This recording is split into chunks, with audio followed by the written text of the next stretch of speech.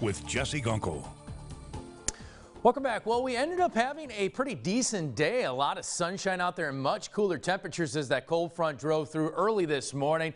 Otherwise, tonight, look for clearing skies and temperatures to drop into the lower 50s, so a little bit cooler out there. We're going to even start out with some sunshine heading into your Saturday, but gear yourselves up for the possibility of more storms moving into the late afternoon and evening hours. We've got 2 rounds of storms. First one, well, that arrives Saturday evening. The second one, most likely Saturday or Sunday afternoon going into the evening hours, and that's the one that's going to be really strong as we do sit under a moderate risk for portions of the viewing area. As you notice your satellite radar picture, again, the clouds and the rain continues to move a little bit southbound. Just kind of waiting on that next little system to develop. We're already starting to see a couple thunderstorms across central Texas at this point, but for tonight, everything should be nice and quiet. But here is round 1. We're talking tomorrow evening.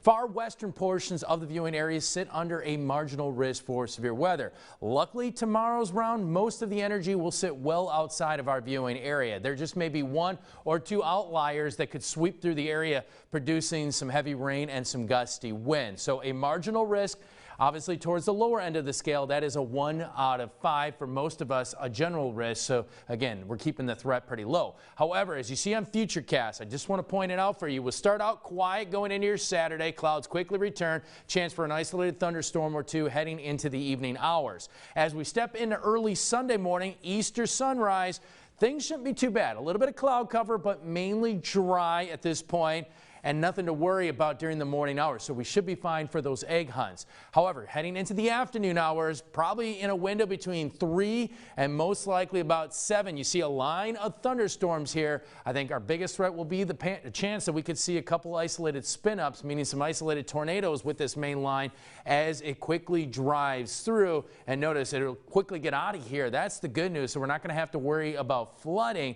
It's more so damaging winds, large hail, and that threat of an isolated tornado. But as soon as we step into Monday, we've got a pretty quiet forecast, very spring-like, as we'll drop our temperatures, and we're going to see a lot of sunshine for a majority of next week. But stay weather aware this entire weekend, because we got a couple storms tomorrow night, but obviously the big concern is going into Sunday afternoon. An enhanced risk a little bit further south, but a moderate risk. And when you look at it on the scale, moderate is a 4 out of 5, enhanced is 3 out of 5. Severe weather definitely likely with this round of thunderstorms. And again, there is that potential that we could see some strong tornadoes. We're talking EF2 and greater. We've also been placed underneath an hatched area, and this is by the Storms Prediction Center. That means there is the probability that once we get these storms, we could be seeing tornadoes EF2 or greater, which is very strong, can do a lot of damage. Winds greater than 74 miles per hour and hailstones greater than 2 inches in diameter. Again, that's very large, and that's really for most of our viewing area. However, most of the action, again, a little bit further north between the Jackson and Alexandria area. So just have a game plan as we head into those afternoon hours. Know where to go just in case of an emergency somewhere in the inside of your house, well away from windows, and have multiple ways to receive warnings once we get into those afternoon hours. Luckily for us, this is not going to happen overnight. This is going to happen during the daytime hours.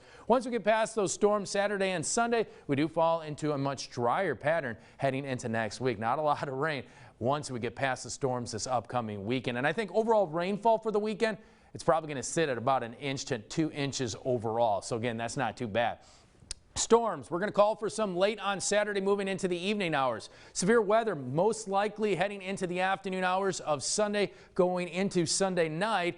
And then after that, it's a gorgeous picture moving into early next week. 73 officially this afternoon, putting us below normal by 5 degrees as we should be sitting around 78. However, tomorrow we're back to normal. By the time we roll into Sunday, we're already sitting in the 80s before those storms arrive. But your live tower cam, pretty decent picture at this hour, now sitting at 71 with those winds out of the north now at about 8 miles per hour. And notice over the next 12 hours, we're going to drop those temperatures down into the lower 50s. So 51 by morning, clear skies, clouds quickly return tomorrow, temperatures jump into the upper 70s, and then we'll see some storms, but mainly towards northwestern portions of the viewing area. Remember that we have partnered up with iHeartRadio Baton Rouge, and here's the big story. Stay weather aware. Again, I can't say it enough. Have multiple ways to receive warnings over the weekend. 82 going into Sunday. Look for those storms to move in during the late afternoon hours, pushing into the evening. Otherwise, Monday, a lot of sunshine. 72 down to 47. How about that? A very cool pattern as we continue to move forward. We'll be right back.